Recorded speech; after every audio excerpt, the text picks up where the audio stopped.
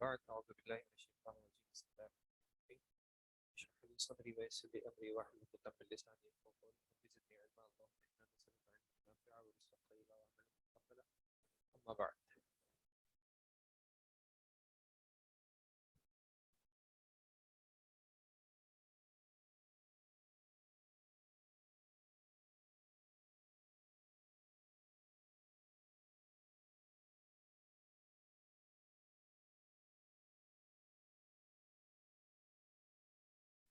جی پچھلی کلاس میں ہم تعارض کا ٹاپک پڑھ رہے تھے. تعارض میں ہم نے کیا ڈسکس کیا تھا؟ اگر کچھ یاد ہو ریوائز کرا دیں. تعارض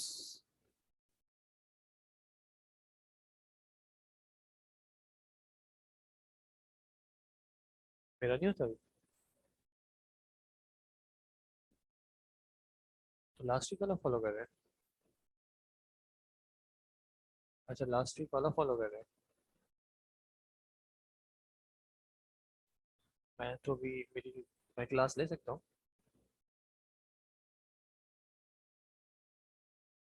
میں نے کلاس لینی ہے. ہاں مجھے لینی ہے کیونکہ کل میں نے پھر عربک کی کلاس لے لی تھی نا. ہاں رہا بھائی والی جو کلاس تھی وہ کل میں نے عربک کی لے لی تھی تو آج پھر میں اصول فقہ کی لے لیتا ہوں. میرا کہیں اور تو بھی نہیں ہے نا. ایک بار دیکھ لی. جی ہم نے تعارض دیکھا تھا. تعارض کانٹرڈکشن. کس کے درمیان کانٹرڈکشن؟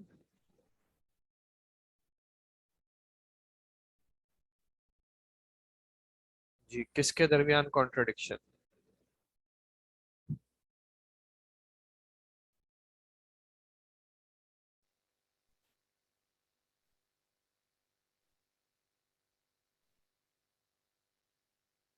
جی تعارض کس کے درمیان کانٹرڈکشن ہوتی ہے؟ نصوص کے درمیان. ٹھیک ہے. یا آیتوں کے درمیان یا احادیث کے درمیان یا آیت کا حدیث سے کسی طرح کا تعارض ہو. تو اس کا حل کیا ہوتا ہے کہ سب سے پہلے کیا کرنے کی کوشش کرتے ہیں؟ سب سے پہلے جمع کرنے کی کوشش کرتے ہیں کہ کوئی ایسا طریقہ ہم ڈھونڈ لیں کہ دونوں نصوص پہ عمل ہو سکے. ٹھیک ہے. اگر جمع نہ ہو پا رہی ہوں تو پھر کیا کرتے ہیں؟ پھر چیک کرتے ہیں کہ کہیں ایسا تو نہیں کہ ایک ناسخ ہے اور دوسری منسوخ. نسخ کیا ہوتا ہے؟ کہ شریعت نے ایک حکم کو دوسرے حکم سے کینسل کر دیا ہو کہ پہلے ایک حکم بھیجا ہو اور پھر اس کے بعد دوسرے حکم کو بھیج کے پہلے حکم پہ اب عمل مطلوب نہ ہو. تو جو پہلے آیا ہوتا ہے وہ کیا کہلاتا ہے؟ منسوخ. اور جو بعد میں آئے گا وہ اس کا ناسخ ہو جائے گا. تو اس کے لیے لیکن ضروری ہوتا ہے کہ یا تو صراحتاً ثابت ہو اللہ کے نبی صلی اللہ علیہ وسلم کے کہنے سے یا صحابی کے کہنے سے یا پھر کم از کم تاریخ کا علم ہو کہ کون سا حکم پہلے کا ہے اور کون سا بعد کا ہے. اور اگر نسخ بھی نہ ہو رہا ہو پھر ترجیح دیکھی جاتی ہے. ترجیح کے پہلو کو یہ کیمرے کا کچھ ایشو آ رہا ہے اس وجہ سے فی الحال کیمرہ آن نہیں ہے. اگر یہ مسئلہ حل ہو جاتا ہے تو پھر انشاءاللہ آن کر لیں گے. جی پھر ترجیح دیکھی جاتی ہے کہ کیا کسی بنیاد پہ کسی ایک کو راجح اور دوسرے کو مرجوح قرار دیا جا سکتا ہے. تو اس میں پھر کیا ہوتا ہے کہ راجح پہ عمل ہو جاتا ہے اور مرجوح کو چھوڑ دیا جاتا ہے. اور پھر ترجیح کے مختلف پہلو ہیں یا مختلف کرائیٹیرین ہیں کہ کس بنیاد پہ ترجیح کی جاتی ہے جس کو ہم نے دیکھا تھا الترتیب بین الادلہ جو آپ کے پاس چیپٹر کا ٹائٹل ہے پیج 82 پہ.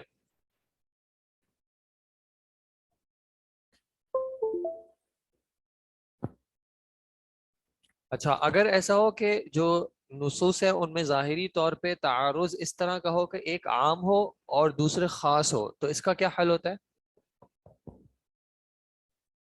ایک آیت میں عموم ہو اور دوسری آیت میں خصوص ہو تو اس کا کیا حکم ہوگا؟ مثال کے طور پہ قرآن کی آیت ہے فَقْرَؤُوا مَا تَيَسَّرَ مِنَ الْقُرْآنِ کہ قرات کرو ما تیسر من القرآن. تیسر کا مطلب کیا ہوتا ہے؟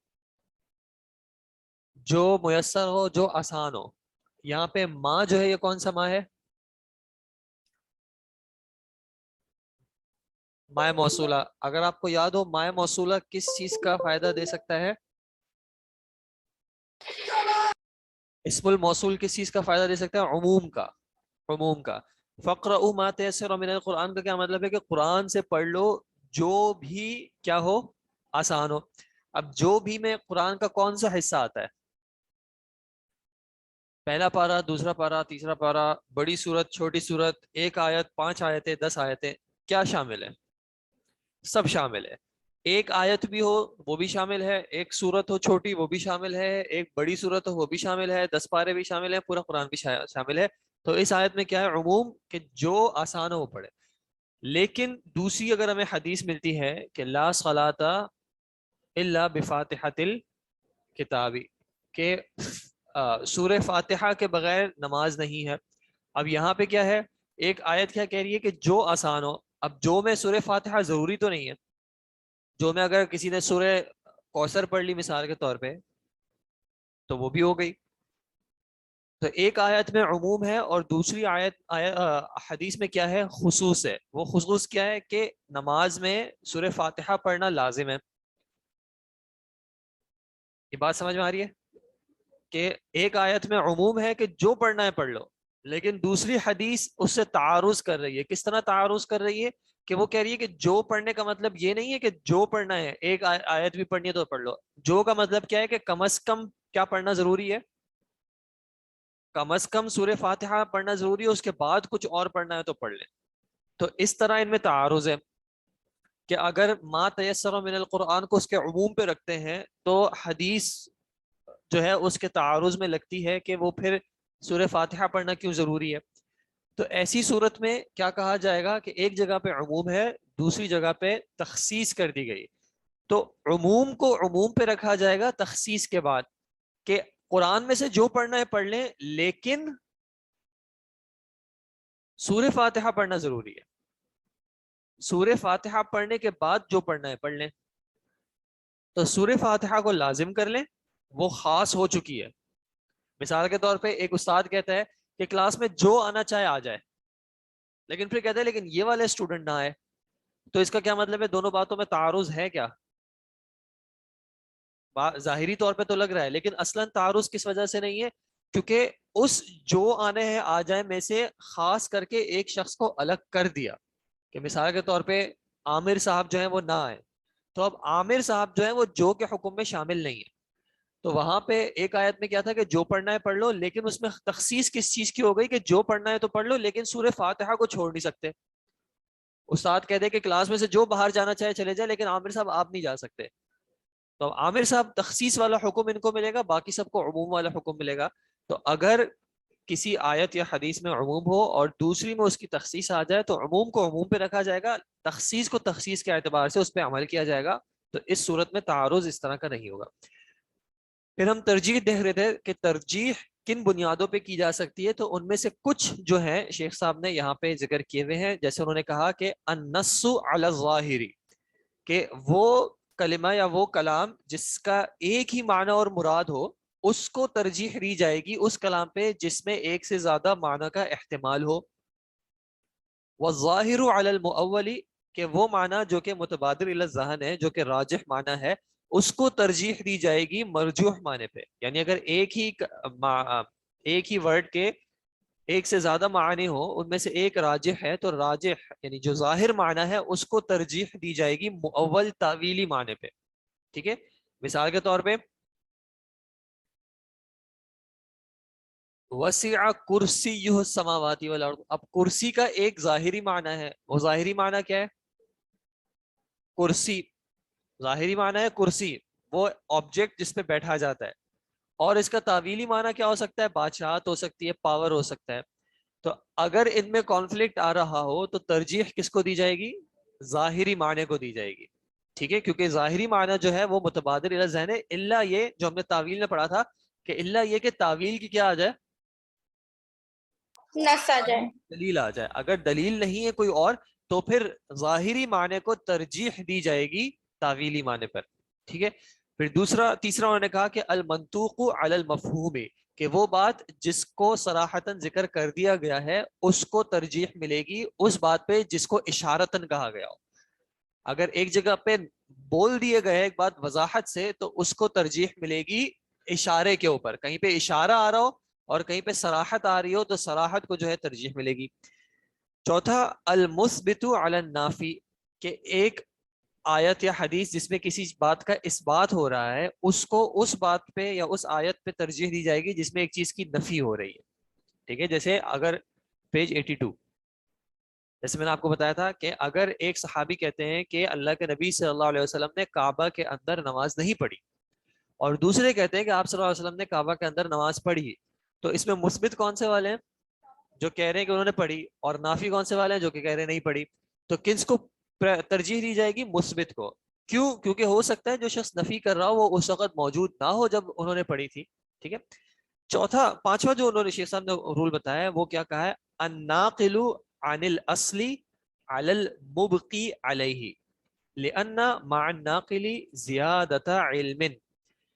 ایک چیز ہوتی ہے اصل، کہ اوریجن کیا، اوریجنل رولنگ کیا ہے، اور ایک چیز ہے اس اوریجنل رولنگ سے اس کو ہٹانا. مثال کے طور پہ میتہ کا حکم کیا ہے؟ ایک جانور جو کہ مر گیا ہو اس کا حکم کیا ہے؟ کہ اس کا کھانا حرام ہے. یہ کیا چیز ہے؟ اصل. اصل یہ ہے کہ میتہ حرام ہے. ٹھیک ہے. اب اگر کوئی تعارض آ جائے، مثال کے طور پہ مری ہوئی مچھلی کھا سکتے ہیں. اب یہ مری ہوئی مچھلی اصل کیا تھا؟ کہ مرا ہوا جانور حرام ہے. اب اگر ایک شخص کہہ رہا ہے کہ مری ہوئی مچھلی کھا سکتے ہیں، یا مثال کے طور پہ حدیث میں ہے کہ مری ہوئی مچھلی یعنی جو میتہ جو ہے حلال ہے. اب یہ اصل میں تعارض ہے ایک طرح کا، کہ ایک جگہ پہ میتہ کو حرام کیا جا رہا ہے، دوسری جگہ پہ ایک میتہ کو اجازت دی جا رہی ہے. ویسے تو خیر اس میں عموم و خصوص کا معاملہ بھی ہے، لیکن پھر بھی سمجھنے کے لیے کہ میتہ کا اصل ہے کہ وہ حرام ہے، لیکن ایک میتہ جو ہے اس کو اس اصل سے نکال کے دوسری جگہ پہ لے جایا جا رہا ہے. تو اگر کبھی ایسا ہو کہ ایک بات میں اصل پہ قائم رکھا جا رہا ہو اور دوسری بات میں اس اصل سے نکال کے اس کو دوسری جگہ پہ لے جایا جا رہا ہو، تو اس دوسری بات کو ترجیح ملے گی،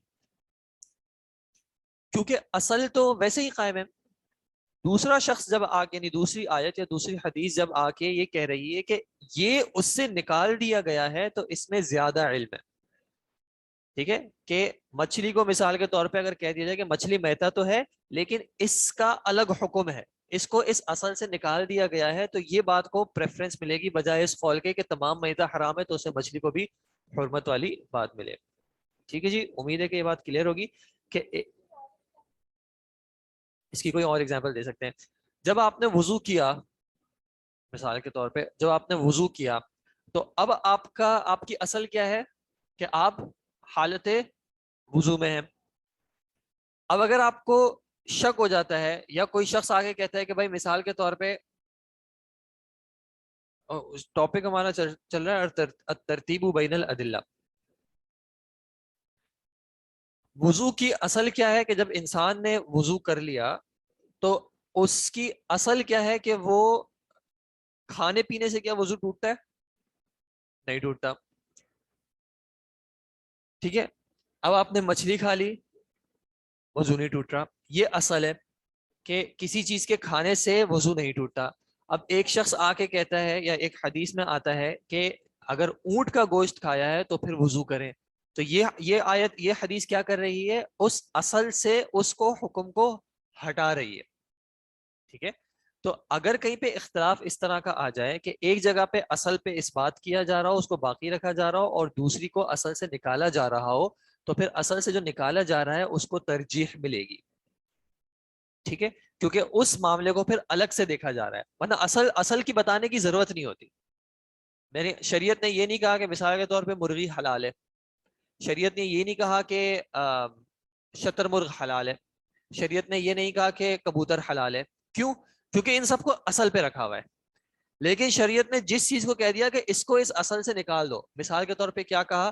کہ ہر جو ناخن والا یا جو چیڑ پھاڑ کر کے کھانے والے جانور ہیں ان کو اصل سے نکال دیا. تو ان کا اب حکم جو ہے ان کے اعتبار سے مانا جائے گا، ان کو اصل کو بتانے کی ضرورت نہیں ہوتی، اصل اپنی جگہ پہ ہی رہتی ہے. ٹھیک ہے جی. تو کبھی اس طرح کا تعارض آئے جہاں پہ ایک چیز اصل پہ باقی رہ رہی ہو اور دوسری چیز اصل سے اس کو نکال رہی ہو، تو کس جگہ پہ رکھا، یعنی کس کو ترجیح دی جائے گی؟ اس چیز کو جو کہ اصل سے نکال رہی ہو. تیسری العام المحفوظ علی غیر المحفوظ. یہ میں ویسے سمجھا دیتا ہوں، اس کی زیادہ اس پہ ہم نہیں جا رہے. کچھ عام ایسے ہوتے ہیں جو کہ محفوظ ہوتے ہیں تخصیص سے. مثال کے طور پہ کیا کسی انسان کو اجازت ہے کہ وہ شرک کرے؟ نہیں ہے. تو شرک نہ کرنے کی اجازت، یعنی شرک کرنے کی اجازت کسی کو نہیں ہے. شرک حرام ہے ہر کسی سے. یہ ایک عام ایسا ہے جو کہ محفوظ ہے، اس کی کسی بھی طرح تخصیص نہیں ہو سکتی. کوئی شخص ایسا شریعت میں نہیں آ سکتا جس کو کہا جائے یا جس کے بارے میں شریعت یہ تخصیص کر سکے کہ ہاں باقی کسی کو شرک کی اجازت نہیں ہے لیکن اس والے کو شرک کی اجازت ہے. تو ایسے عام جس کی تخصیص نہ کی جا سکتی ہو، اس کو ترجیح ملے گی اس عام پر جو کہ جس کی تخصیص کی جا سکتی ہو. ٹھیک ہے، وہ پھر انشاءاللہ آپ فقہ میں پڑھیں گے کہیں نہ. جی کچھ عام ایسے ہوتے ہیں جن کی جو محفوظ ہوتے ہیں تخصیص سے، کہ ان کی تخصیص نہیں ہو سکتی. ٹھیک ہے، جیسے کہ میں نے آپ کو ایک ایگزامپل دی کہ شرک کی حرمت کس کس پر ہے؟ ہر کسی پر ہے. ٹھیک ہے، تو اس سے کسی کو تخصیص اس طرح نہیں مل سکتی، کسی کو مطلقاً اجازت مل جائے کہ یار آپ جو ہے شرک کر لیں. ٹھیک ہے، یا شرک عقیدہ آپ رکھ لیں، آپ کے لیے کوئی مسئلہ نہیں ہے. ایسا نہیں ہو سکتا. تو یہ عام کس طرح کا عام ہے؟ العام المحفوظ، کہ اس عام کی تخصیص نہیں ہو سکتی. مثال کے طور پہ کیا کوئی شخص اللہ کے نبی صلی اللہ علیہ وسلم کے بعد نبی ہو سکتا ہے؟ یہ عام ایسا ہے جو کہ محفوظ ہے کہ کوئی شخص بھی اب نبی نہیں ہو سکتا، اس کی کسی بھی طرح تخصیص ہو ہی نہیں سکتی. لیکن کیا الہام کسی کو آ سکتا ہے؟ کیا کوئی ولی بن سکتا ہے؟ بن سکتا ہے. کوئی شخص ولایت سے نکل سکتا ہے؟ نکل بھی سکتا ہے. ٹھیک ہے، تو یہ عام ایسا ہے جو کہ محفوظ نہیں ہے. تو کچھ عام ایسے ہوتے ہیں جو کہ محفوظ ہوتے ہیں کہ اس کی تخصیص ہو ہی نہیں سکتی. ٹھیک ہے، لا الہ الا اللہ. لا الہ الا اللہ میں عام کیا ہے؟ اس میں کیا عموم، مانوی طور پہ بیان کریں گے کیا عموم ہے؟ کہ کوئی بھی معبود برحق نہیں ہے. یہ کوئی بھی معبود جو ہے، یہ اللہ کے علاوہ جو ہے کوئی بھی معبود ایسا نہیں ہے. یہ تمام کے تمام جو معبودان آئیں گے وہ سب کے سب اسی کیٹیگری میں جائیں گے کہ وہ کیسے ہیں؟ باطل ہیں. اس عام کی تخصیص نہیں ہو سکتی. کس عام کی تخصیص ہو سکتی ہے؟ مثال کے طور پہ بہت سارے عام ہیں ان کی تخصیص ہو سکتی ہے. اللہ تعالیٰ نے قرآن میں کیا کہا کہ والمطلقات یتربصن بانفسہن ثلاثۃ قروء، کہ مطلقات جو ہیں وہ عدت گزاریں 3 قروء کی. المطلقات یہ عموم ہے لیکن اس کی تخصیص ہو سکتی ہے. کس طرح تخصیص ہو سکتی ہے؟ المطلقات یتربصن، اس میں ایک تخصیص ہو گئی ان کا جو بغیر دخول ہیں، جہاں پہ رخصتی والا معاملہ ہی نہیں ہوا. دوسری وہ ہے جو کہ حاملہ ہیں، ان کی الگ سے تخصیص ہو گئی. تو یہ کلمہ تخصیص سے محفوظ نہیں ہے، اس کی تخصیص کی جا سکتی ہے. ٹھیک ہے، تو شریعت کے کچھ احکامات ایسے ہیں جہاں پہ تخصیص ہو ہی نہیں سکتی، وہ عمومی بات ہے. اور عموم ایسا ہے کہ اس کی تخصیص نہیں ہو سکتی. اگر کبھی اسی طرح کا تعارض آئے گا تو پھر وہاں پہ اس کو پریفرنس دی جائے گی. پھر اس کے بعد کہا وما كانت صفات القبول فيه اکثر من دونه اکثر ما على ما دونه. اگر آپ کو اصول حدیث میں یاد ہو، ہم نے ایک ٹاپک کیا تھا شاذ کا، کہ ثقہ راوی جو ہے وہ اوثق کی روایت کر رہے ہو، یا کبھی کوئی آیت یا کوئی حدیث ایسی ہو. آیت خیر فی الحال اس میں ہٹا دیں، مانوی طور پہ دیکھیں تو ہو سکتا ہے دلالت کے طور پہ، اس بات کے طور پہ، ثبوت کے طور پہ نہ دیکھیں. ایک حدیث ایسی ہو جس کے طرق کثیر ہوں، اور ایک حدیث ایسی ہو جس کے طرق قلیل ہوں، ایک ہی ہو. ایک حدیث ایسی ہو جس میں انقطاع جو ہے وہ سیریس قسم کا ہو، اور ایک حدیث ایسی ہو جس میں انقطاع جو ہے مثال کے طور پہ وہ خفی ہے. مثال کے طور پہ مرسل صحابی ہے. مرسل صحابی اگر آپ کو یاد ہو کہ صحابی جو ہے وہ دوسرے صحابی کا ذکر نہیں کرتے جن سے انہوں نے سنا ہو. تو ایک روایات میں اس کو قبول کرنے کی جو صفات ہیں وہ زیادہ ہیں، اور ایک دوسری اس کے مقابلے میں جو روایت ہے اس کو قبول کرنے کی صفات اس میں کم ہے.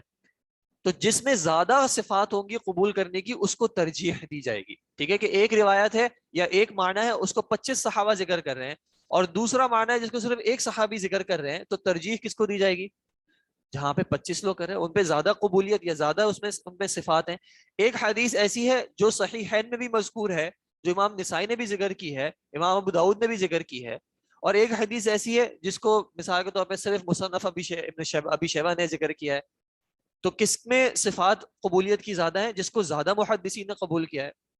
ایک حدیث ایسی ہے جو صرف اہل کوفہ سے روایت ہوتی ہے، دوسری حدیث ایسی ہے جو مدینہ والے بھی روایت کر رہے ہیں، مکہ والے بھی کر رہے ہیں، بصرہ والے بھی کر رہے ہیں، مصر والے بھی کر رہے ہیں. تو اس میں صفات جو ہے وہ بڑھ رہی ہیں. ٹھیک ہے. اس کے بعد وصاحب القصۃ علی غیرہ، صاحب القصہ میں نے آپ کو بتایا تھا کہ وہ صحابی یا وہ راوی جن کے ساتھ وہ معاملہ آیا ہو، ان کی روایت کو ترجیح دی جائے گی ان راوی کی روایت پہ جن کے ساتھ وہ معاملہ پیش نہیں آیا تھا. جیسے میں نے آپ کو اس میں اگزامپل دی تھی کہ میمونہ رضی اللہ عنہا کے ساتھ اللہ کے نبی صلی اللہ علیہ وسلم کا جو نکاح ہوا تھا، تو ایک روایت آتی ہے غالباً عبداللہ ابن عباس کہتے ہیں کہ اللہ کے نبی صلی اللہ علیہ وسلم نے اس حالت میں نکاح کیا تھا کہ آپ محرم تھے، اور میمونہ رضی اللہ عنہ کہتی ہے کہ آپ محرم نہیں تھے، یعنی حالت احرام میں نہیں تھے. اب ان دونوں میں اختلاف ہے، ایک کہہ رہے ہیں حالت احرام میں تھے، دوسرے کہہ رہے ہیں حالت احرام میں نہیں تھے. تو کس کی بات کو ترجیح دی جائے گی؟ میمونہ رضی اللہ عنہا کی، کیونکہ شی از صاحبۃ القصہ، کہ ان کے ساتھ یہ معاملہ تھا، ان کے ساتھ جو ہے وہ نکاح ہوا تھا، تو ان کی بات کو ترجیح دی جائے گی بجائے جو صاحب القصہ نہ ہو. ٹھیک ہے جی. اس کے بعد شیخ صاحب نے کہا اجماع میں قطعی کو ظنی پر اور قیاس میں جلی کو خفی پر. اجماع کی ہم نے یہ دو ٹائپس ڈیٹیل میں پڑھی نہیں تھی.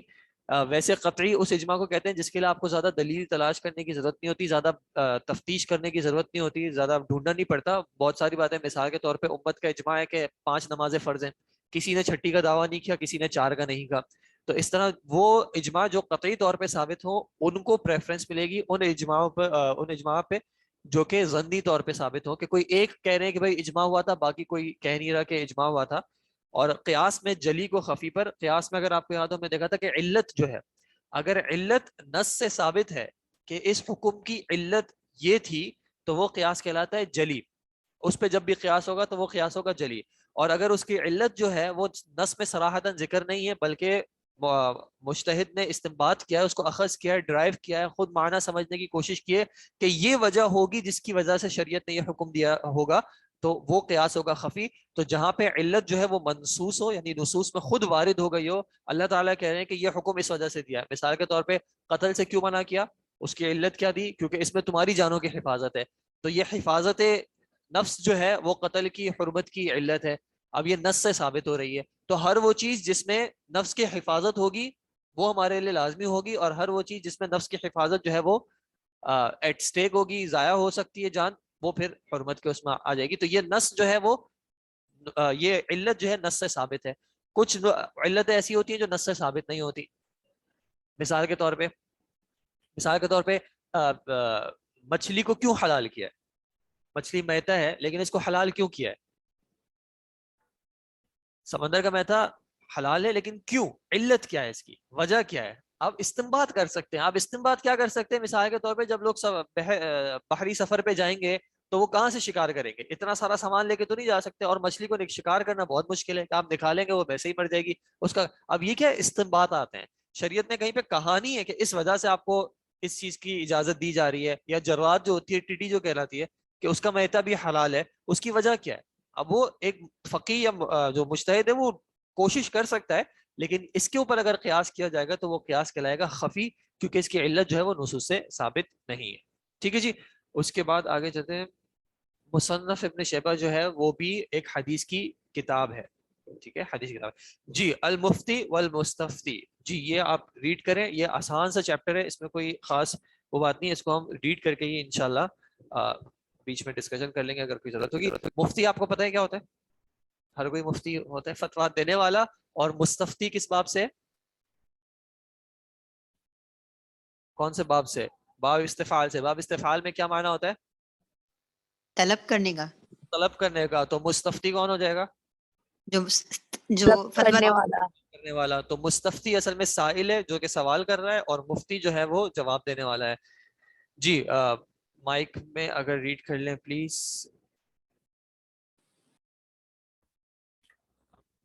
یا ایسا کریں، نماز کا ٹائم ہو رہا ہے، تھوڑا سا میں ریڈ کر لیتا ہوں، پھر انشاءاللہ آگے نماز کے بعد جو آپ ریڈ کیجیے. المفتی هو المخبر عن حکم شرعی. مفتی کون ہوتا ہے؟ مخبر خبر دینے والا ہے شرعی حکم کے اعتبار سے. والمستفتی هو السائل عن حکم شرعی، وہ سوال کرنے والا ہے شرعی حکم کے اعتبار سے. شرعی حکم کا مطلب ہے کہ اب ہم میڈیکل کی بات نہیں کر رہے، اب ہم فائنینشیل ایڈوائس کی بات نہیں کر رہے، شرعی حکم کی بات کریں. شروط الفتویٰ، فتویٰ دینے کی شروط شیخ صاحب کیا بیان کر رہے ہیں؟ یشترط لجواز الفتویٰ شروط منہا، فتویٰ دینے کے جواز کے لیے کچھ شروط ہیں، ان میں سے کیا ہے؟ پہلی یہ ان یکون المفتی عارفا بالحکم یقینا او ظنا راجحا والا وجب علیہ التوقف، کہ جو مفتی ہے، جو فتویٰ دے گا یا جو حکم دے گا، جو بتائے گا، وہ جاننے والا ہو بالحکمی، اس شرعی حکم کا، یا تو یقینی طور پہ یا پھر ظنن راجحا. اگر آپ کو وہ علم والا چیپٹر یاد ہو کہ علم، ظن، وہم، شک، تو شیخ صاحب کہہ رہے ہیں یا یقینی طور پہ اس کو پتا ہو ڈیفینیٹلی، یا کم از کم غالب گمان اس کا ہو، ظن راجح ہو. اگر نہیں، وہ خود شک میں یا خود وہم میں، تو پھر وجب علیہ توقف، تو پھر وہ خاموش رہے، وہ اس میں حکم بیان نہ کرے. دوسرا ان یتصور السؤال تصورا تاما، تصور یعنی وہ اس کو گراسپ کر پائے، اس کو سمجھ پائے، اس کو انڈرسٹینڈ کر پائے، تصوراً تاما مکمل طور پر. لیتمکن من الحکم علیہ فإن الحکم علیہ شرع علی الشیء فرع عن تصورہ. شیخ صاحب کہہ رہے ہیں کہ وہ مسئلے کو، جو سائل کا سوال ہے، اس کو صحیح طور پہ سمجھ پائے، مکمل طور پہ سمجھ پائے. آدھی بات سمجھا ہو، آدھی بات نہ سمجھا ہو، ایسا نہ کرے. پہلے مسئلے کو پوری طور پہ سمجھے. آگے شیخ صاحب نے مثال بیان کی ہے، وہ ہم نے چونکہ آپ لوگوں نے وہ نہیں پڑھا ہے، میراث کا ٹاپک نہیں پڑھا ہے، اس لیے میں اس ایگزامپل میں نہیں جا رہا. اس کی ایک چھوٹی سی ایگزامپل میں آپ کو دیتا ہوں. مثال کے طور پہ ایک شخص اگر آپ سے پوچھتا ہے کہ قسطوں کا کاروبار کرنا کیسا ہے، قسطوں کا کاروبار آپ کو پتا ہے کسی چیز کو آپ قسطوں پر بیچتے ہیں، کہ مثال کے طور پہ آپ یہ کرسی مجھ سے لے لیں اور اس کی قیمت جو ہے وہ آپ قسطوں پر ادا کرتے رہیں 4 مہینے میں. اس کا کاروبار کرنا کیسا ہے؟ ایک شخص اگر آپ سے کراچی میں پوچھتا ہے، تو اگر مفتی نے جواب دے دیا کہ جائز ہے، تو یہاں پہ مسئلہ کیا ہے؟ یہاں پہ اس نے مسئلے کو پوری طرح سمجھا نہیں ہے. کیوں؟ کیونکہ ویسے تو قسطوں پہ کام کرنے میں شرعی طور پہ کوئی مسئلہ نہیں ہے، لیکن جو مروجہ طریقے ہیں ان کی شروط میں کچھ مسئلہ ہے. تو جب تک آپ اس سے پتہ نہیں کریں گے کہ بھائی آپ یہ جو بزنس کی بات کرو اس کی شروط کیا ہوں گی، اگر ایک شخص آپ کو پیمنٹ نہیں کرتا تو پھر آپ کیا کریں گے؟ تو جب تک آپ مسئلے کو پوری طرح سمجھیں گے نہیں، پورا تصوراً تاماً آپ کو حاصل نہیں ہوگا، تب تک آپ کو فتویٰ نہیں دینا چاہیے. کیوں؟ کیونکہ شیخ صاحب کہہ رہے ہیں کہ اس کو سمجھنا جو ہے وہ اس پہ حکم دینے کا ایک حصہ ہے. جب تک آپ کو سمجھ میں نہیں آئے گا آپ حکم صحیح طرح نہیں دے سکتے. تیسرا ان یکون ہادی البالی لیتمکن من تصور المسئلہ وتطبیقها علی الادلۃ الشرعیہ، کہ کیا ہو؟ ہادی البال یعنی موجود ہو، اس کا دماغ حاضر ہو، اس معاملے کو سمجھنے والا ہو. ایسا نہ ہو، کیا نہ ہو؟ فلا یفتی حال انشغال فکری، ایسا نہ ہو کہ اس کی فکر جو ہے، اس کی سوچ جو ہے وہ کہیں مشغول ہو. مثال کے طور پہ بیٹھا ہوا مسجد میں دماغ چل رہا ہے کہ وہ گھر پہ یہ مسئلہ آیا تھا، کوئی پوچھنے آتا ہے اور اس کو پوری طرح سوال ہی سمجھ نہیں آتا. یا مثال کے طور پہ گھر پہ کوئی معاملہ ہوا تھا، گھر کا غصہ تھا اور وہ یہاں پہ آ کے مستفتی پہ نکال دیا. غصے کی وجہ سے، یا ہم کوئی غم ہو، کوئی ملل ہو، تھکاوٹ ہو، یا اور کوئی بھی فیکٹر ہو. جیسے آپ نے وہ حدیث پڑھی ہوگی کہ قاضی جو ہے وہ اس حالت میں فتویٰ نہ دے، اگر اس کو قضائے حاجت ہو تو وہ اس حالت میں فتویٰ نہ دے، یا وہ غصے کی حالت میں ہو تو وہ فیصلہ نہ دے. تو اسی طرح مفتی کے لیے جو ہے وہ شیخ صاحب کہہ رہے ہیں کہ شرط میں سے کیا ہے کہ وہ جس وقت اس سے سوال پوچھا جا رہا ہو تو وہ پوری طور پہ موجود ہو، دماغی طور پہ، کلی طور پہ موجود ہو، مسئلے کو سمجھ سکتا ہو، اس کا دماغ جو ہے وہ دوسری چیزوں میں مشغول نہ ہو. اب اکثر ایسا ہوتا ہے کہیں کوئی جمعے کا خطبہ پڑھانے جاتے ہیں، اب ان کی فکر ہوتی ہے کہ مجھے گھر واپس لوٹنا ہے، اتنے بجے میں نے کسی کو ٹائم دیا تھا، اور سوال کرنے والا آ جاتا ہے شیخ صاحب کیسے ہیں، شیخ صاحب مجھے مسئلہ بیان کرنا ہے، اور وہ مسئلے کی ڈیٹیل میں جانے لگتا ہے. 2 منٹ میں سننے والے کا دماغ اپنے مسئلے میں چلا جاتا ہے، تو آدھی ڈیٹیل بیچ میں سے کیا ہو گئی؟ مس ہو گئی. تو ایسا نہ ہو، جب سائل سوال کر رہا ہو تو اس کے سوال کو پوری طرح سمجھنا، اور اس وقت ایسی اسٹیٹ میں نہ ہو کہ اس کی انٹرنل اسٹیٹ جو ہے، اس کا اپنا غصہ، اپنا غم جو ہے وہ اس کے جواب کو اثر کرے. ایک شخص مثال کے طور پہ اپنے بھائی سے لڑ کے آیا ہو، یا مثال کے طور پہ ایک شخص کے بیٹے نے اس کے ساتھ کچھ زیادتی کی ہو، نافرمانی کی ہو، اب بیٹے پہ غصہ ہے، اور دوسرا کوئی بیٹا جو ہے وہ حکم لینے کے لیے آیا کہ میرے باپ نے میرے ساتھ یہ زیادتی کی ہے، تو وہ اپنے بیٹے کا غصہ جو ہے وہ اس بیٹے پہ نکال دے. تو ایسی کوئی صورت نہ ہو. ٹھیک ہے جی. اس کے بعد کے انشاءاللہ آگے پھر نماز کے بعد پڑھتے. استنباط کا مطلب ہوتا ہے یہ جو آپ نے دوسرا والا لکھا ہے نا طوا کے ساتھ، یہ والا ہے استنباط، تا کے ساتھ نہیں ہے، طوا کے ساتھ ہے. طوطے والی تو کے ساتھ اخذ کرنا. ٹھیک ہے, جزاک اللہ.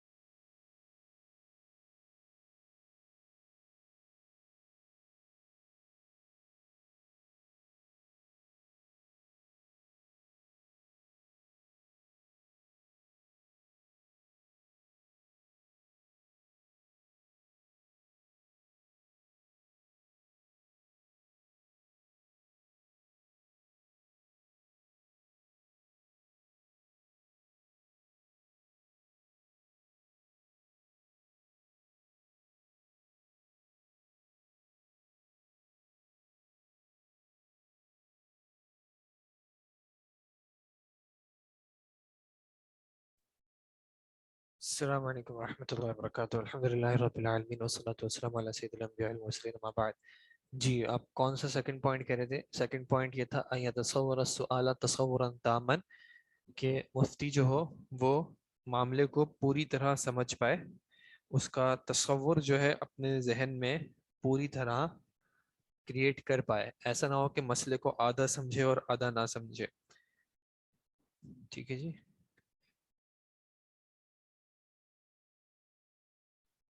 اور کوئی سوال تھا؟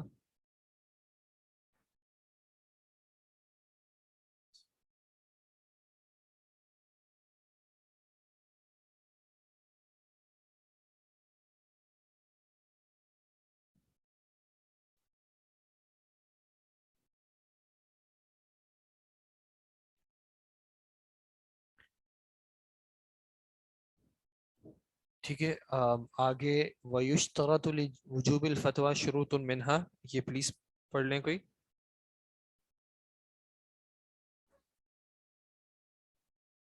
جی آن لائن کوئی پڑھنے کے لیے تیار ہے یا آن کیمپس پڑھنا چاہ رہے ہیں؟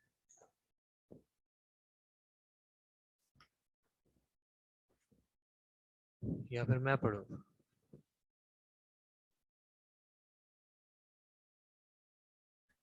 آن لائن کوئی چاہ رہے ہیں ریڈ کرنا؟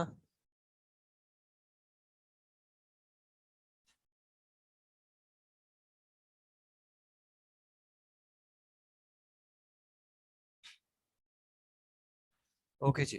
وَيُشْتَرَطُ لِوُجُوبِ الْفَتْوَى شُرُوطٌ، اور فتویٰ دینے کے لیے یا فتویٰ دینے کے وجوب کے لیے کچھ شروط ہیں، یعنی کب فتویٰ جو ہے وہ واجب ہو جاتا ہے. پہلے انہوں نے کیا بتایا تھا؟ لجواز الفتویٰ، فتویٰ دینے کے جواز کی کیا شروط ہے، اور یہاں پہ اب وہ بیان کریں گے کہ کب فتویٰ جو ہے وہ واجب ہو جاتا ہے. پہلا کیا ہے؟ وقوع الحادثۃ المسئول عنہا، کہ وہ معاملہ یا وہ حادثہ یا وہ قصہ جو جس کے بارے میں سوال کیا جائے وہ واقع ہو جائے. جب تک وہ معاملہ واقع نہیں ہوتا تب تک اس کا جواب دینا لازمی نہیں ہے. یعنی اگر کوئی فرضی سوال پوچھے یا پوچھے کہ اگر ایسا ہو جائے تو کیا کریں، تو اس وقت جواب دینا لازمی نہیں ہے. لیکن اگر وہ واقعہ ہو جائے پھر کوئی سوال کرے تو پھر اس کو جواب دینا جو ہے وہ لازمی ہے. فَإِن لَمْ تَكُنْ وَاقِعَةً لَمْ تَجِبِ الْفَتْوَى، جب تک کہ وہ واقع نہیں ہوتا تب تک فتویٰ جو ہے وہ واجب نہیں ہوتا. یعنی مفتی کے لیے اب اس کو اختیار ہے، وہ چاہے تو فتویٰ دے اور چاہے تو کہہ دے کہ جب یہ معاملہ ہو تب میرے پاس آئیے گا، اس سے پہلے میں نہیں فتویٰ دے سکتا اس معاملے میں. لعدم ضرورتی، کیونکہ اس کی ضرورت ہی نہیں ہے. الا ان یکون قصد السائل التعلم، الا یہ کہ پوچھنے والے کا جو مقصد ہو وہ علم حاصل کرنا ہو. جیسے کلاسز میں ہوتا ہے کہ اسٹوڈنٹ جب پڑھ رہے ہوتے ہیں تو وہ اس طرح کے سوالات کرتے ہیں، تو وہاں پہ یہ نہیں ہے کہ استاد پوچھے گا کہ جب یہ مسئلہ آئے تمہارے ساتھ تبھی مجھ سے پتہ کرنا، بلکہ اس وقت ان کو بتایا جا سکتا ہے، یا پھر تدریس کے معاملے میں ہو سکتا ہے ضروری بھی ہو. فإنه لا يجوز كتم العلم، کیونکہ علم کو چھپانا جو ہے وہ جائز نہیں ہے. کتم یکتم کا معنی ہوتا ہے چھپانے کا. بل یجیب عنہ متى سئل بكل حال، بلکہ اس اعتبار سے جواب دیا جائے جب بھی سوال کیا جائے. یعنی اگر پوچھنے والے کا مقصد علم حاصل کرنا ہو تو پھر جو ان کے استاد ہیں ان کو جواب دینا چاہیے. الثانی اللہ يعلم منہا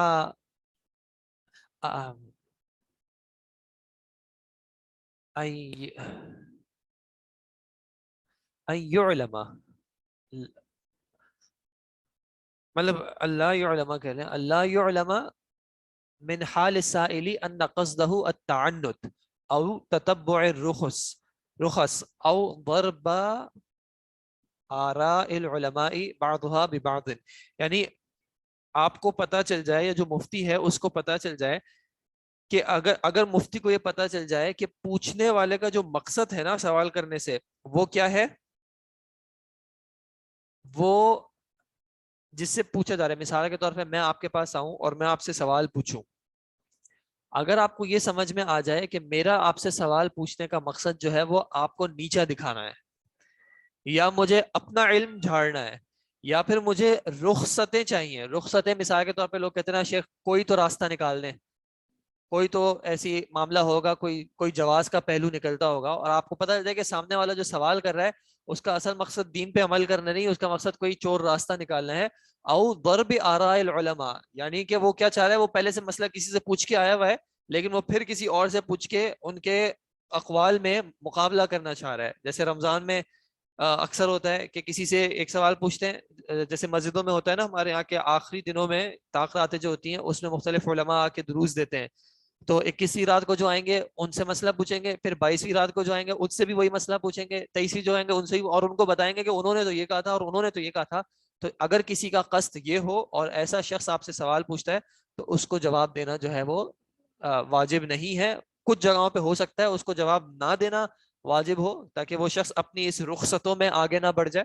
مثال کے طور پہ کچھ امور ایسے ہیں جس میں کسی کا موقف تھوڑا سا ڈفرینٹ ہوتا ہے یا ان کے نزدیک کچھ رخصت ہوتی ہے. مثال کے طور پہ اب ہمارے کانٹیکس میں طلاق میں اکثر ایسا ہوتا ہے، آسانی چاہ رہا ہوتا ہے. کبھی طلاق میں ایسا ہوتا ہے ہمارے یہاں، کئی بزنس کے معاملات میں ایسا ہوتا ہے کہ کسی کے نزدیک مثال کے طور پہ کچھ ایک موقف ہے کہ جو اموال التجارہ ہوتا ہے اس میں زکوٰۃ نہیں ہے. ایک موقف ہے کہ اموال التجارہ جو ہے اس میں زکوٰۃ لازم نہیں ہوتی. تو جس کو نہیں دینی ہوگی وہ کیا کرے گا، وہ انہی سے جا کے پوچھے گا جن کا یہ موقف ہوگا کہ شیخ آپ بتائیں کہ مال و تجارت پہ زکوٰۃ ہے. وہ کہیں گے نہیں، تو الحمدللہ مجھے زکوٰۃ دے. دوسرے معاملے میں جس کا موقف ہوگا کہ 3 طلاقیں ایک ساتھ نہیں ہوتی، ان کے بجائے کہ 3 طلاقیں ایک ساتھ تو نہیں، اچھا میرا مسئلہ مجھے مل گیا. ٹھیک ہے. تو اگر ایک شخص کا مقصد یہ اس طرح کی رخصتیں حاصل کرنا ہو یا اس طرح کے جیسے آپ نے میرے خیال میں اس میں ان کے شیخ حنین نے بھی آپ کو کچھ موقفات ایسے بتائے تھے، کسی کے نزدیک موسیقی جائز ہے تو انہوں نے کہہ دیا کہ دیکھیں یہاں موسیقی جائز ہے، کسی کے نزدیک کچھ اور معاملہ جائز ہے.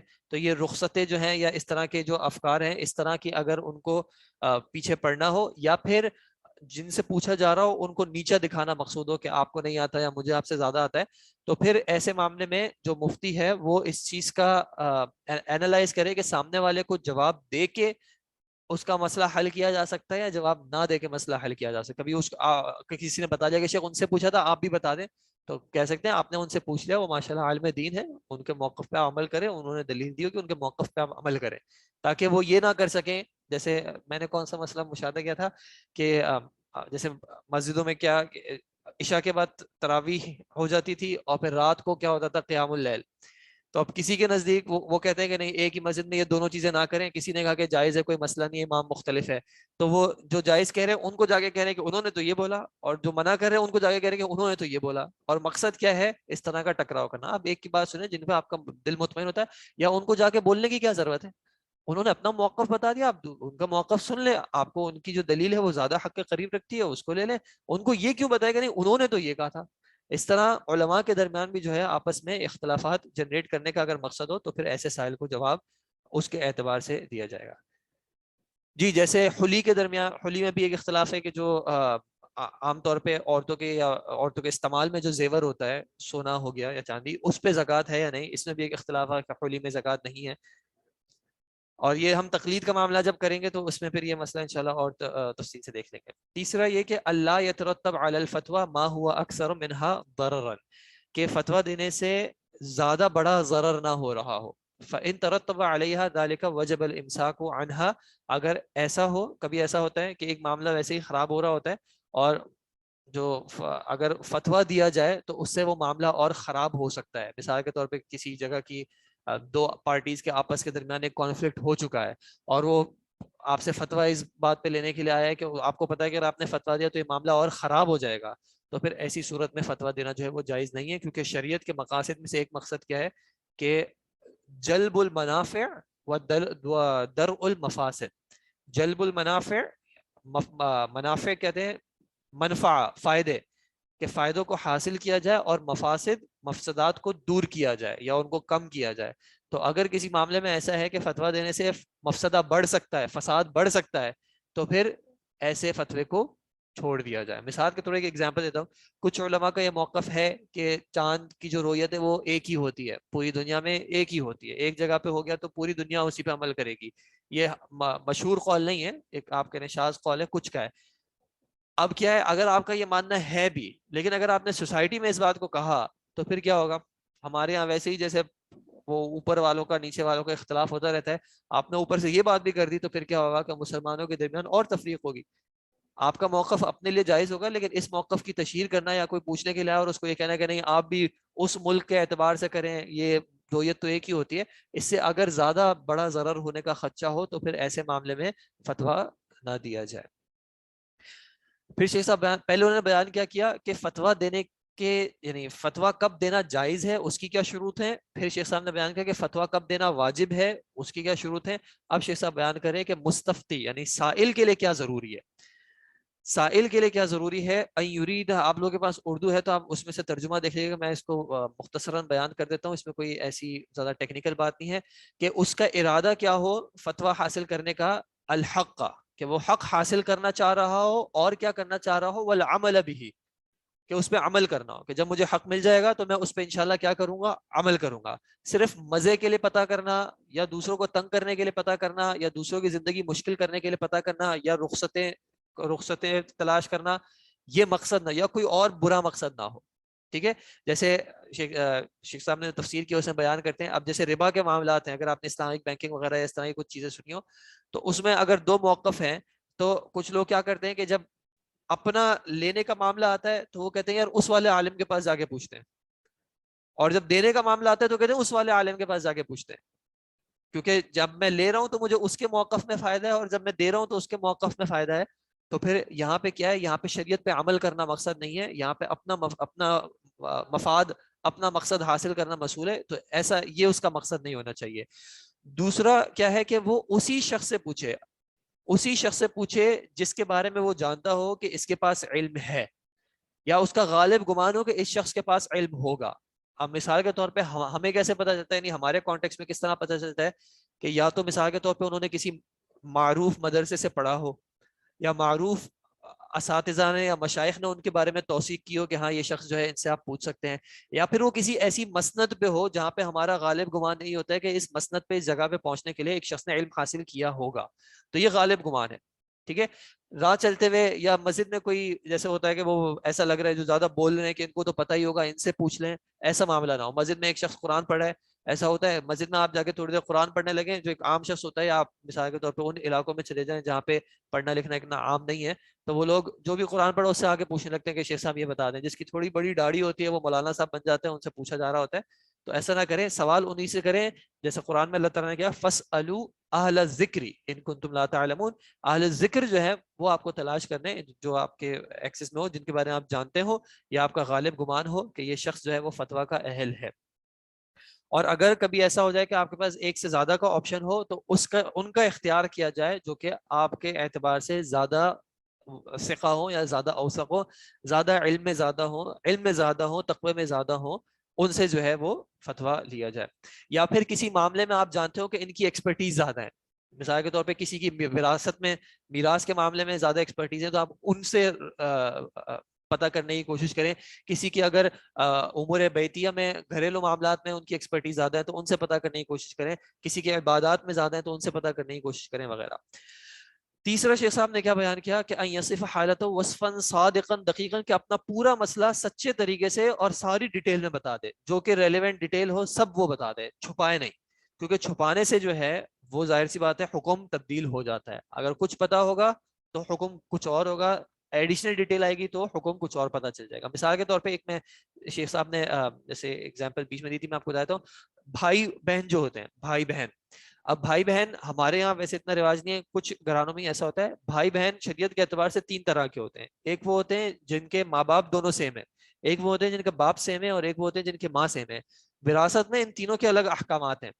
تو جب وہ شخص آ کے بتائے کہ میرے اتنے بھائی ہیں، میری اتنی بہنیں ہیں، تو وہ بیان کرے کہ کتنے بھائی کون سے والے بھائی، کتنی بہنیں کون سی والی بہنیں، صرف ہمارے ماں باپ سیم ہیں، دونوں ماں باپ سیم ہیں، یا صرف ماں سیم ہے، یا صرف باپ سیم ہے، کون زندہ ہے کون زندہ نہیں ہے. ساری باتیں جو ہے وہ سچے طریقے سے. اگر اس نے کہیں پہ جھوٹ بولا ہے تو وہ پھر اس کا گناہ مفتی پہ نہیں ہوگا، ٹھیک ہے، سائل پہ ہوگا. اس نے غلط طریقے سے، اکثر ایسا ہوتا ہے جب کانفلکٹ ہوتا ہے دو پارٹیز میں تو ہر کوئی آ کے اپنے ہی سائڈ بتا رہا ہوتا ہے. تو اس طرح نہ کریں، جو بات سچی سچی ہے. ابھی جیسے ہمارے یہاں پہ بھی ایک معاملہ آیا تھا کہ ایک شخص نے دوسرے شخص کو اٹھانے کے لیے گیا اور دوسرا شخص نہیں اٹھا. تو پہلے والے شخص نے کیا کہا کہ یہ ڈرامہ کر رہا تھا. آپ کو کیسے پتا کہ وہ ڈرامہ کر رہا تھا؟ اور یہ بات جو آپ نے ایڈ کی ہے ایک اختلاف کو حل کریں، بھائی وہ تو ڈرامہ کر رہا تھا، یہ آپ کا اپنا اوپینین ہے. اس کو آپ فیکٹس میں نہ شامل کریں, فیکٹس کو اوپینین سے تھوڑا سا مختلف رکھیں اور فیکچوئل چیزیں بتائیں کہ کیا ہوا تھا, کب ہوا تھا, کیسے ہوا تھا, مجھے کیا لگا, یا میرا اس بارے میں کیا خیال تھا, یا مجھے ایسا لگتا ہے, یا میرا گمان ہے. ان چیزوں کو انکلوڈ نہ کریں, جو بات ہے سچی سچی بتائیں اور جتنی تفصیل مطلوب ہو اس سے بتائیں. ٹھیک ہے. ينتبه لما يقوله المفتی, کہ جو مفتی جو بات کہہ رہا ہو یا جو جواب دے رہا ہو اس کو اٹینشن سے سنیں. ایسا نہ ہو کہ آدھی بات سنیں آدھی بات نہ سنیں, پوری بات مکمل طریقے سے سنیں. دوسرا یہ کہ اگر جو مفتی ہے وہ کوئی جواب دیتا ہے جس میں وہ کچھ شرائط بیان کرتا ہے کہ آپ ایسا کر سکتے ہیں اگر ایسا ہو, اگر ایسا ہو, تو ان شرائط کو لازمی طور پہ ان پہ یعنی ان کا اعتبار کرے. ٹھیک ہے. مثال کے طور پہ جیسے میں نے قسطوں کے کاروبار کا آپ کو بتایا کہ ایک شخص پوچھنے کے لیے آتا ہے قسطوں کا کاروبار کیا جا سکتا ہے, مفتی کہتے ہیں قسطوں کا کاروبار کیا جا سکتا ہے اگر اس میں یہ شرائط موجود ہو. پھر دوسرے کے پاس یہ شخص جاتا ہے اور پوچھتا ہے بھائی آپ نے مفتی صاحب سے پوچھا تھا انہوں نے کیا جواب دیا, تو کہتے ہیں انہوں نے تو کہا قسطوں کا کاروبار جائز ہے. تو یہ بات سچ نہیں ہے. انہوں نے کہا ہے کہ ان شرائط کے ساتھ جائز ہے, تو آپ کو یہ شرائط بھی بیان کرنی ہوگی. اور آپ جب عمل کریں گے, جب آپ اٹینشن سے سنیں گے تو پھر پوری بات سمجھ میں آئے گی, تبھی جو ہے آپ اس پہ عمل کے قابل ہوں گے. تو جو مستفتی ہے وہ جس سے فتویٰ لے رہا ہو اس کی بات کو پوری طریقے سے اٹینشن سے سنیں. مثال کے طور پہ کبھی فون پہ بات کر رہے ہیں, اب وہ فون پہ بات کرتے کرتے بچے آ گئے اور بچوں میں ڈسٹریکٹ ہو گئے, تو ایسا نہ کریں. پورے اٹینشن کے ساتھ پورے فوکس کے ساتھ جو ہے مفتی کا جواب سنیں اور ان میں جو بھی تفصیل و بیان کر رہے ہیں اس اعتبار سے پھر اپنے مسئلے کو کریں. بروج انسٹیٹیوٹ اور بروج اکیڈمی میں کیا فرق ہے بتایا تھا. اب ہمارے 2 ٹاپکس رہ گئے ہیں کتاب کے, الاجتہاد و تقلید. اچھا, ان ٹاپکس میں ہم ایسا کریں گے کہ آپ کے پاس چونکہ اردو کی کتاب مجھے پتا واضح طور پہ پتا چل گیا کہ آپ کے پاس یہ کتابیں موجود ہیں, اردو والی کتاب بھی موجود ہے. پہلے جو ہے ان ٹاپکس کو آپ پڑھ لیں, اجتہاد اور تقلید, خاص کر تقلید میں کچھ سوالات وغیرہ بھی ہو سکتے ہیں. میں ان ٹاپکس کو کل جو ہے ایکسپلین کر دوں گا انشاءاللہ. اگر کتاب پڑھنے کی ضرورت آتی ہے تو ہم کتاب پڑھ لیں گے, ورنہ پھر ہم نیکسٹ ویک جو ہے وہ ریویژن کر لیں گے. ٹھیک ہے, کیونکہ چیپٹر 4-5 پیجز ہیں, اگر آپ خود ہی پڑھ لیں تو انشاءاللہ اچھا ہے. ٹاپکس جو کنٹینٹ ہے وہ انشاءاللہ میں کور کر لوں گا کوشش کر کے. آن لائن بک نہیں ہے, اگر ہو سکے تو آپ کل ریمائنڈ کرا دیجیے گا, میں کوشش کر کے کل اس کو پھر اپلوڈ کر دوں گا. ایک سوال آیا تھا آپ کا, ابھی پیریڈ کس کا ہے؟ شیخ نظام کا, وہ تو انتظار کر رہے ہوں گے. بروج انسٹیٹیوٹ اور بروج اکیڈمی میں تھوڑا سا فرق یہ کہ بروج انسٹیٹیوٹ جو ہے جس میں آپ لوگ پڑھ رہے ہیں, بروج اکیڈمی ایک سسٹر آرگنائزیشن ہے جس کا ہر جگہ پہ جو مطلب مقصد تو ایک ہی ہے ٹیکنیکلی, لیکن بروج اکیڈمی جو ہے وہ ایک الگ ادارہ رجسٹرڈ ہے, خاص کر ان جگہوں پہ مثال کے طور پہ یونیورسٹیز وغیرہ میں جانے کے لیے یا کالجز وغیرہ میں جہاں پہ ہمیں پروفائل جو ہے ان کے اعتبار سے کچھ ظاہر کرنی پڑتی ہے. ٹھیک ہے, کس طرح ظاہر کرنی پڑتی ہے. اب جیسے بروج انسٹیٹیوٹ کا مدارس سے تعلق ہے وغیرہ وغیرہ, آپ جانتے ہو علماء وغیرہ سے, تو بروج اکیڈمی کا جو فرنٹ ہے وہ تھوڑا سا مختلف ہے. اس کے جو کورسز وغیرہ ہیں وہ پھر علوم شریعہ کے اعتبار سے ہم فریز نہیں کرتے, وہ تھوڑے سے ٹریننگ یا اس طرح کے اعتبار سے ہم تھوڑے سے کرتے ہیں, تاکہ وہ لوگ جو کہ اس طرح کی چیزوں سے زیادہ اٹریکٹ ہو جاتے ہیں یا ان کے کچھ مانع آ جاتے ہیں تو ان کے لیے ایک تھوڑا سا الگ پر ہے. باقی اندر کہانی جو ہے وہ سیم ہی ہے, صرف دکھانے کا چہرہ ایک تھوڑا سا الگ ہے, نام الگ ہے, ویب سائٹس الگ ہیں, باقی کوئی خاص فرق نہیں ہے. وہ ایک ادر انڈیپینڈنٹ آرگنائزیشن رجسٹرڈ ہے. یہ چونکہ آپ کو پتا ہے پاکستان کے معاملات آرگنائزیشن کے اعتبار سے, انسٹیٹیوشنس کے اعتبار سے, خاص کر جب فائنینشیل ٹرانزیکشنز ہوتی ہیں تو اس میں کیا فیس وغیرہ کے معاملات ہوتے ہیں, تو جب کوئی دینی ادارہ ہوتا ہے تو اس کے جو معاملات ہوتے ہیں ان کو الگ طریقے سے ہینڈل کیا جاتا ہے. کوئی ٹیوشن سینٹر اس ٹائپ کا ادارہ ہو تو اس کے معاملات کو ایک الگ طریقے سے ہینڈل کیا جاتا ہے. تو آپ سمجھ لیں بروج اکیڈمی جو ہے وہ ایک طریقے سے اس طرح کا ایک سیٹ اپ ہے. تو بس اور کوئی فرق نہیں ہے انشاءاللہ. نہیں, اردو میں کوئی آپ کے آن لائن کا کوئی سوال نہیں, میں اردو میں نہیں دوں گا, صرف عربی میں ہی سوال ہوں گے. آپ کو یہی محنت کرنی ہے. باقی تو آپ لوگوں کے آن لائن کے سوال تو بالکل آسان حلوے بچوں والے ہوتے ہیں, کوئی اس میں کام نہیں ہوتا خاص کرنے والا. تو آپ جو ہے کوشش کریں کہ آپ عربی میں ہی پیپرز کے جوابات کوشچنس کے جوابات دیں. اردو ٹائپ میں نہیں کرنا چاہ رہا, معذرت. ٹھیک ہے جی, آدھی سمجھ آتی ہے تو وہ آدھی ہی سمجھ لیں, آدھی آگے سمجھنے کی آپ کوشش اور کریں انشاءاللہ. جی دونوں ہم ہی لوگ ہیں, دونوں میں ہم ہی لوگ ہیں انشاءاللہ. ٹھیک ہے جی, مطلب کچھ ایڈیشنل لوگ بھی ہیں لیکن ہم بھی ہیں. آن لائن مائکس کھل رہے ہیں, آن لائن مائکس کھل رہے ہیں. آن لائن مائکس کا آپ لوگ خود خیال رکھ لیں, اپنے بند کر دیں مائک جب کوئی آپ استعمال نہ کر رہے ہو. ٹھیک ہے جناب, جزاکم اللہ خیر. سبحانک اللہم وبحمدک, اشہد ان لا الہ الا انت, استغفرک و اتوب الیک.